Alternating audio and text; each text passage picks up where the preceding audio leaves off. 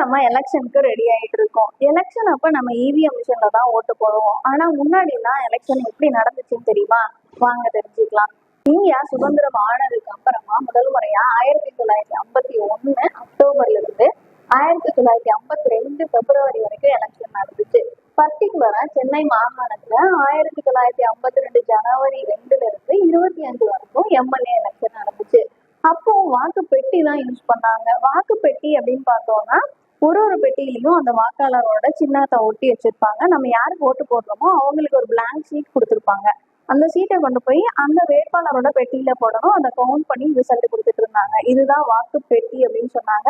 First 2 எலெக்ஷனுக்குமே வாக்கு பெட்டி தான் யூஸ் பண்ணாங்க. அதுக்கப்புறமா தான் வாக்கு சீட்டு அப்படிங்கறத 1962ல இருந்து யூஸ் பண்ண ஆரம்பிச்சாங்க.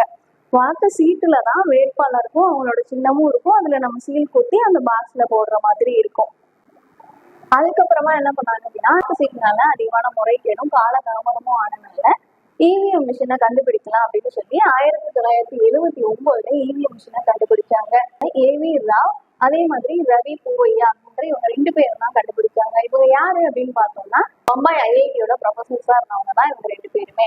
இந்த இவிஎம் மிஷினை நம்ம மக்களவை மாநில சட்டப்பேரவை எலெக்ஷன்ல மட்டும்தான் யூஸ் பண்ணிட்டு இருந்தோம். ஆனா கேரளாவோட பரவூர் இடைத்தேர்தல்ல 1982ல யூஸ் பண்ணோம்.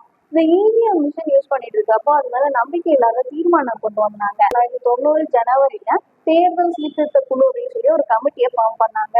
அந்த கமிட்டி இவிஎம் மிஷினை ஃபுல்லா ரிசர்ச் பண்ணிட்டு இல்ல அந்த இவிஎம் மிஷினை ஹேக் பண்ண முடியாது அப்படின்னு சொல்லி டிஆர்ஓ ரிப்போர்ட் சப்மிட் பண்ணாங்க. அதுக்கப்புறமா 2001ல தமிழ்நாடு முழுக்க 234 தொகுதியிலும் இவிஎம் மிஷின்ஸை யூஸ் பண்ணோம். 2004ல இந்தியா முழுக்க இவிஎம் மிஷின்ஸை யூஸ் பண்ணோம். இந்த இவிஎம் மிஷின்ல ஓட்டு சேஞ்ச் பண்றதுதான் இஷ்யூ வந்துச்சு. அந்த இஷ்யூக்கு அப்புறமா 2019ல விவிபேட நம்ம யூஸ் பண்ணோம். இது 7 செகண்ட்ல நீங்க யாருக்கு ஓட்டு போட்டீங்க அப்படின்ற ஒரு அக்னாலேஜ்மெண்ட்டை கொடுக்கும். ஓட்டு போடுறது அப்படிங்கிறது நம்மளோட ஜனநாயக கடமை. அதனால கண்டிப்பா 100% நம்ம ஓட்டு போடணும்.